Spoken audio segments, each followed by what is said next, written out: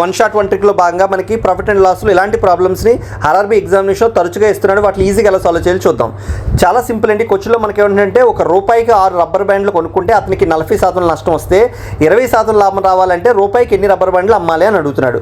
దీనికి సంబంధించి ఒక చిన్న బేసిక్ కాన్సెప్ట్ మనం తెలుసుకుందాం. మనకి సాధారణంగా కాస్ట్ ప్రైస్ ఎప్పుడూ కూడా మన బేస్ వాల్యూని 100%గా తీసుకుంటాం. సో ప్రాఫిట్ కానీ లాస్ కానీ మనం దేని మీద కాలిక్యులేట్ చేస్తాం? కాస్ట్ ప్రైస్ మీద కాలిక్యులేట్ చేస్తాం. ఇక్కడ నాకు 40% లాస్ వచ్చిందంటే 100లో 40 పోగా మనకి ఎంత అవుతుందంటే ఇక్కడ సెల్లింగ్ ప్రైస్ 60%. కానీ 60%కి ఇక్కడ మనకి వచ్చే రబ్బర్ బ్యాండ్లు ఎన్ని? 6 రబ్బర్ బ్యాండ్లు. ఎవరైతే ఇక్కడ 6 అని రాస్తున్నారో అక్కడ మనం చేసేది తప్పు అవుతుంది. ఎందుకంటే ఇక్కడ 60 అనేది మనకి స్పష్టంగా చెప్తుంది ఒక ప్రైస్ వాల్యూ. ఇక్కడ ఆర్ అనేది ఆర్టికల్స్. ఇప్పుడు కూడా మనం ప్రైస్ వాల్యూ చూడాలి తప్ప ఆర్టికల్స్ని చూడకూడదు. అంటే దీని అర్థం ఏంటి? ₹1కి నువ్వు 6 ఆర్టికల్స్ కొనుక్కుంటే ఒక ఆర్టికల్ నీకు కాస్ట్ ప్రైస్ కావాలంటే ఎంత అవుతుందండి? 1/6 రూపీ అవుతుంది. కాబట్టి ఇక్కడ 60% అన్నప్పుడు దాని యొక్క వాల్యూ ఎంత అవుతుందండి? ఒక ఆర్టికల్ ఒక వాల్యూ 1/6 రూపీ అవుతుంది.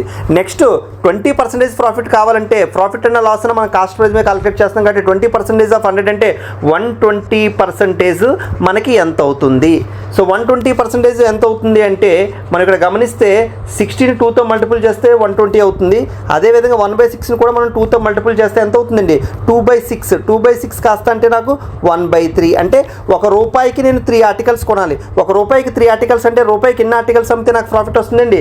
3 ఆర్టికల్స్ అమ్మితే ప్రాఫిట్ వస్తుంది. కాబట్టి ఆప్షన్ 3 అనేది ఆన్సర్ అవుతుంది. ఈ క్వశ్చన్ సాల్వ్ చేసి కామెంట్ సెక్షన్లో మీ యొక్క ఆన్సర్ని తెలపండి. Thank you.